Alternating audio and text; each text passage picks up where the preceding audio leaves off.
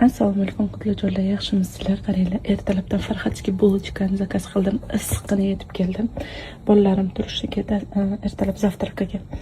Hozir ularda 14 ta zakaz qilsanglar, dastavkasi tekin ekanda, mashinadan foydalangim keldi-da o'zimcha. 14 ta zakaz qildim. Mana issiqqina bo'lib yetib keldi. Shunaqa yumshoq, zo'rda. Lekin men ulardan uzr so'ramoqchiman. Chunki ishovidan tushuv qimmat bo'ldi deydi-ku. Bu 98 mingga olgan bo'lsam bulochkani, dastavkani ular to'lab olishayotgandek.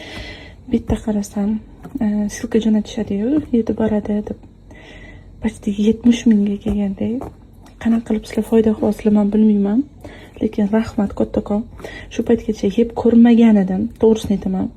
Juda ham ko'p tanishlarim, o'rtoqlarim, qarindoshlarim voy yemaganmisan farxatski bulochkada bir jinoyat ish qilgandek qarashardi. Mana endi